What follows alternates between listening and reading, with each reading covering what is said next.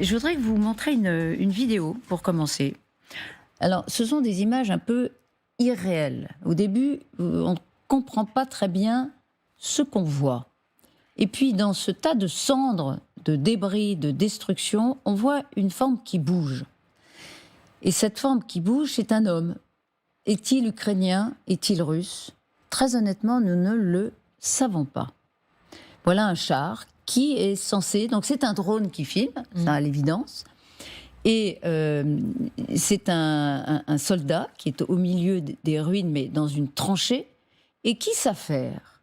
Et qui s'affaire exactement comme si rien ne se passait autour de lui. Il est imperturbable. Alors il va qu'à ses occupations, mais on voit bien que les tirs sont absolument incessants. Parfois, on a l'impression que c'est vraiment à 1 mètre que ça tombe de lui, et pourtant il ne bouge pas.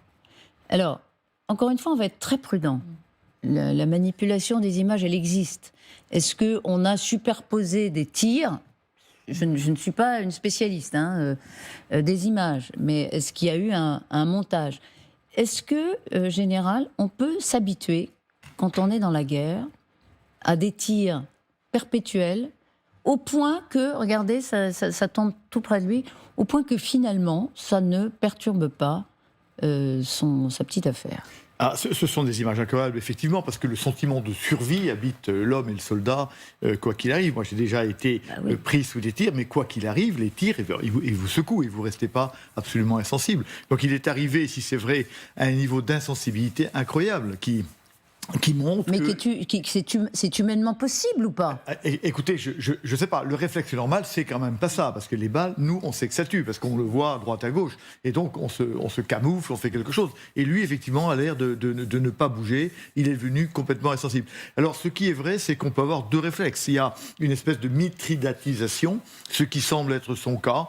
Eh ben, il a tellement vu que finalement, peu lui importe. Il a déjà fait le sacrifice de sa vie. Et l'autre, c'est effectivement de se mettre à l'abri. C'est vrai que les soldats, au bout d'un moment, tout de suite, quand on devient soldat, mais je ne sais pas si c'est un soldat volontaire, vous donnez votre vie à votre patrie, puis si la patrie la prend, elle la prend. Et donc vous réfléchissez, vous ne vous posez plus vraiment la question en termes de vie ou de mort, puisque votre vie, vous l'avez déjà donnée. Mais néanmoins, reste le réflexe humain de se protéger.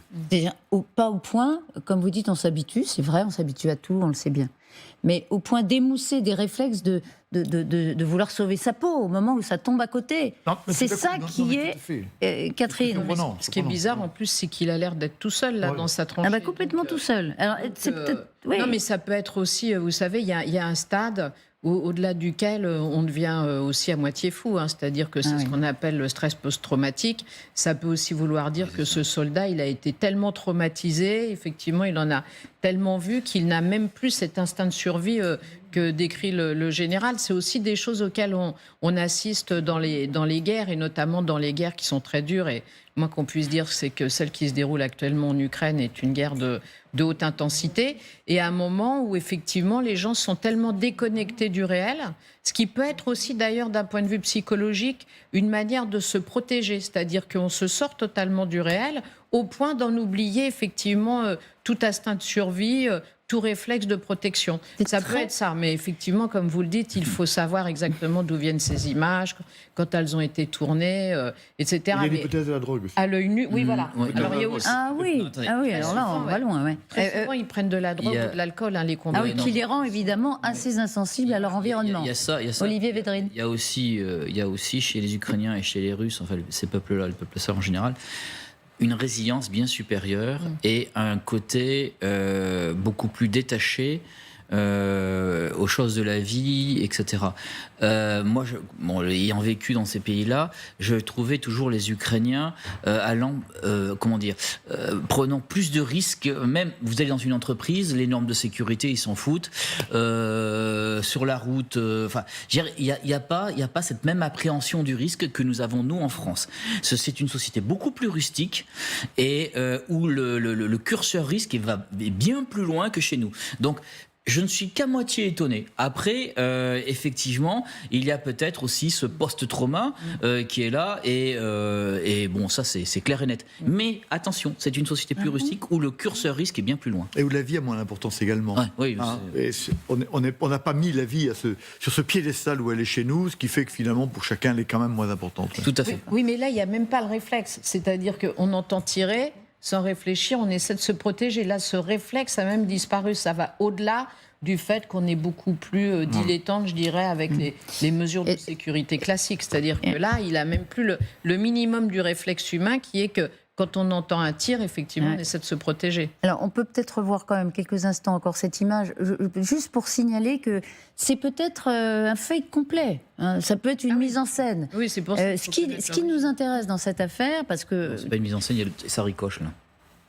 Oui, il y a des tirs qui ricochent. Vous le voyez, effectivement, vous avez raison. Ça avait été souligné par certains qui analysaient cette image. Ou alors il est très en dessous aussi. Oui, c'est ça. Peut-être qu'il est très en dessous. On n'est pas en 3 dimensions. Mais ce qui nous intéresse aussi, au-delà du caractère évidemment très impressionnant, c'est que c'est devenu une vidéo virale, surtout chez les Ukrainiens. Et il y a, on le sent bien, alors c'est vrai que c'est assez hypnotique, donc il faut faire attention à ces images d'ailleurs. Mais il y a toujours cette volonté de trouver des figures auxquelles se raccrocher. Ça aussi, c'est humain. Cette vidéo, elle est devenue une des vidéos les plus reprises par tous les sites. On comprend bien pourquoi. C'est normal. Oui, mais dans tous les conflits, il y a des figures de héros qui émergent. Hein. Souvenez-vous, au début de la guerre, il y avait celui qu'on appelait le fantôme de Kiev, je crois, qui était censé être un aviateur qui, au bout du compte, finalement, je crois, n'a même jamais existé, mais qui est devenu la figure de la résistance ukrainienne au début de la guerre. Donc, évidemment, c'est très important pour le moral des troupes et de la population de voir émerger des figures qui sont, auxquelles on peut s'identifier et qui sont censées symboliser effectivement la résistance dans ce conflit. Et alors justement,